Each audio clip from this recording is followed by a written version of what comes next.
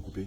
Être au-devant, puisque c'est elle l'héritière D'accord, de ok. son père. Donc vous faites tout ça pour l'empêcher de pouvoir hériter les biens de son père qui sont au Cameroun et ceux de sa mère qui sont au Côte d'Ivoire. C'est pour ça que vous l'avez lancé la folie. La folie n'est pas venue Bon, d'accord. de là. Ok. La folie, c'était pour son mari. Et c'est elle qui malheureusement a pris le coup. D'accord. Ok. Ce qui a sauvé Ruth est qu'elle a une alliance avec son premier homme. Son premier homme qui est le Seigneur Jésus. C'est ça. Elle est l'épouse de quelqu'un que je ne peux pas dire le nom. C'est qui? Je ne sais pas. Oui. Vous pouvez dire le nom de tout le monde, non? Pourquoi vous ne pouvez pas dire le nom de son époux? C'est qui son époux? Alassane Ouattara? Les gens l'appellent le roi des rois. Je ne sais pas qui il est. Maintenant, toi, tu l'appelles comment? Le roi des rois, comment tu l'appelles? Pourquoi tu veux que je dise son nom? Mais dis son nom, tu le connais. Si tu sais qu'il a pour attribuer le roi des rois, c'est que tu connais son nom authentique. Quel est le nom de notre Dieu qui est l'époux de l'Église? Moi, je ne sais pas. Toi, tu sais faire le mal seulement. C'est tout ce que tu sais faire. Moi, ce que je sais faire, que je ne veux même pas que Ruth, là, elle atteigne le but, là. Mais c'est Parce pourquoi que depuis celle-là, elle nous 2019, dérange. c'est pourquoi depuis 2019, Quand tu elle la- tu arrive dans l'amènes une à se disperser société, dans elle les nous églises. dérange. Elle est arrivée à l'église baptiste même, elle a dérangé tout le monde. Les gens ne savent même plus où ils vont la mettre. Mais à l'église baptiste, il y a quoi de bon là-bas? Il y a quoi de bon là-bas? Dis-moi. N'importe quoi. Il y a quoi de bon Vous là-bas? envoyez quelqu'un, elle vient gâter tout dans les églises et quand elle finit, elle vous rejoint. C'est pour cela que quand elle venait ce matin-là, sa grâce a été que quand nous l'avons vue au jus, c'est là nous dit, on était prêt à la descendre. Elle était au jus ce matin. Elle allait prier pour une dame qu'on devait tuer ce matin. Bien aimé, tu entends? Je ne sais pas qui lui a dit de s'élever de son lit pour aller prier pour cette dame. C'est pourquoi toi qui as le Sinon, don des cette guérisons, femme-là, tu dois aller dans les hôpitaux prier pour les malades. cette femme-là, on l'a prévue même pour 18 heures. Ah donc, ce soir, cet après-midi à 18 h, elle devait mourir. Ah. Là, il est 15 h 34. Demandez à Ruth. Nous sommes le 21, Demandez 5e mois lui. 2024. Elle a une petite fille, une fille de quartier, Déborah. On a terminé sa maman. Ah bon? On lui a demandé, on tue le mouton à quelle heure? Mais la dame, son esprit a saisi Ruth. Quand Ruth est arrivée dans les funérailles de la dame, les gens ont eu peur. Parce que le vêtement que Ruth avait porté était aux couleurs qu'ils ont mis dans les obsèques de la dame. D'accord, ça c'est une science qu'on ne peut pas vous expliquer pour le moment. Elle est trop élevée.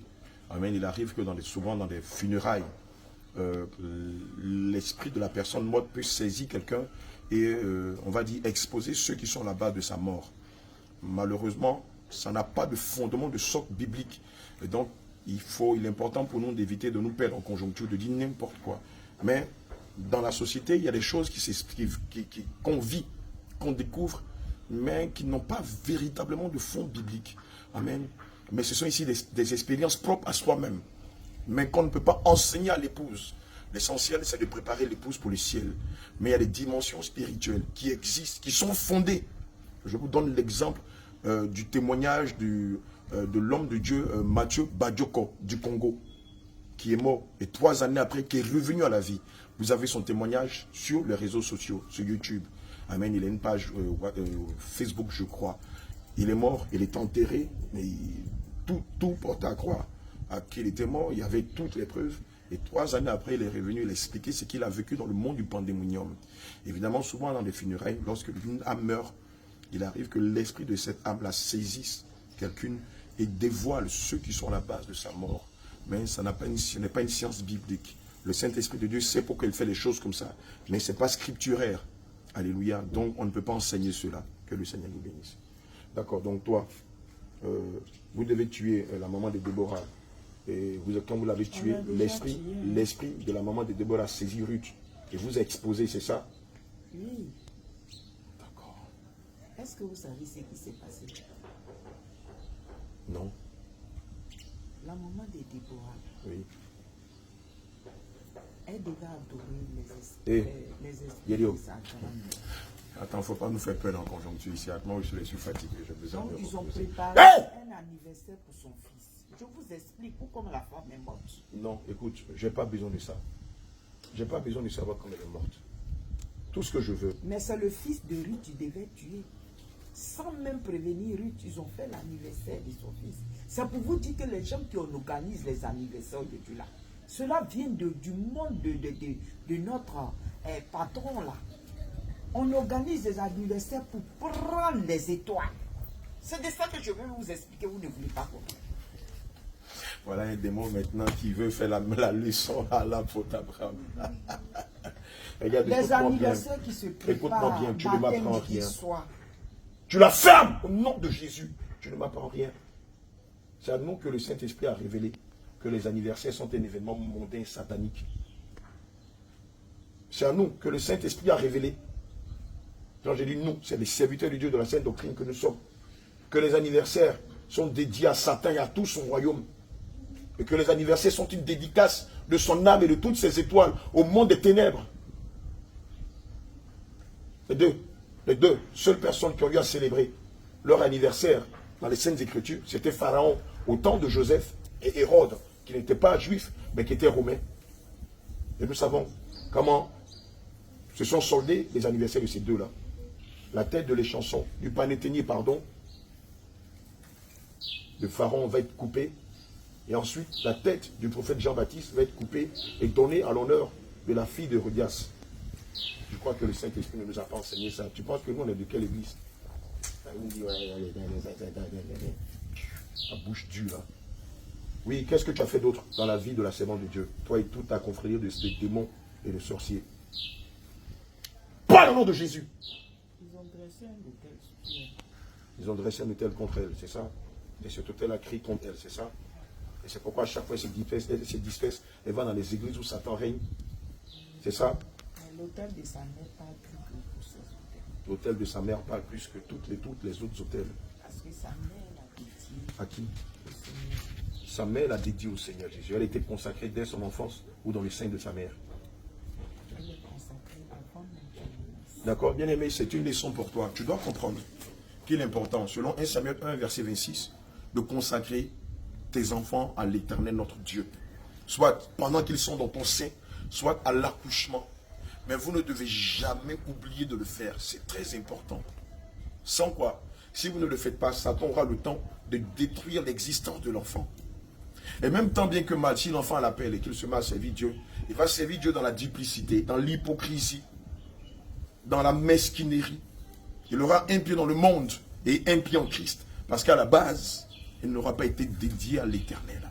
Et cet enfant en question sera tenu de mener d'innombrables combats dans le jeûne et dans la prière pour se défaire de tous ces autels qui sont liés aux démons de sa famille paternelle, qui sont liés aux démons de sa famille maternelle, qui sont liés aux démons qu'il aura chopé lui-même durant le cours de son existence. Alléluia. C'est pourquoi Apocalypse 12, 11 dit que nous l'avons vécu à cause du sang de l'agneau et à cause de la parole de notre témoignage. Et nous n'avons pas aimé notre vie jusqu'à craindre la mort. Maintenant, j'ordonne que le sang de Jésus détruise toutes les réclamations, tous les autels qui crient contre elle. Au nom de J'invoque le Jésus. sang de Jésus a détruit tous les autels qui crient contre elle. Au nom de Jésus. J'invoque le sang de Jésus a détruit tous les autels de ses pères. Au nom de Les autels de Jésus. ses mères. Au nom de qui crient Jésus. contre lui, au nom de Au Jésus. nom de Jésus. J'invoque le sang de Jésus Le sang a de renversé Jésus. les autels. Maintenant A même. détruit les fondements. Maintenant A même. détruit tous les autels qui crient contre elle. Maintenant même. J'ordonne que la dépression que vous avez lancée saute contre elle. Au nom de Jésus. Car il est écrit en Deutéronome 28 de verset 7 que ses ennemis viendront par un chemin, mais ils ne s'enfuiront pas cette chemin. J'ordonne maintenant que vous vomissiez toute forme de semence que vous avez lancée contre elle au nom de Jésus. Je commande selon Deutéronome 28 verset 7 que toute semence de la dépression, de la maladie, de la confusion, de la dissolution, du dispersement remonte sans d'elle par le Au vomi. nom de Jésus. Libère-la. Donne-moi une chaise, mademoiselle. Une chaise, s'il te plaît. Dépêchez-vous de la libérer. Je commande au nom de Jésus. Je déclare que ce doigt est le doigt du Saint-Esprit. Je le mets sur son cordon ombilical. Puisque tu nous as dit que c'est depuis sa naissance que les choses ont commencé. Puisque sa tante Justine était là à sa naissance. Et sa tante Justine a eu le temps de lui lancer le sort des envoûtements. Je commande que par ce point de contact, toute forme de sortilège, de malédiction que vous avez eu à lancer contre Ruth soit devenue le sans effet. Au nom de Jésus. Toute sorte d'envoûtement, de sort, de charme,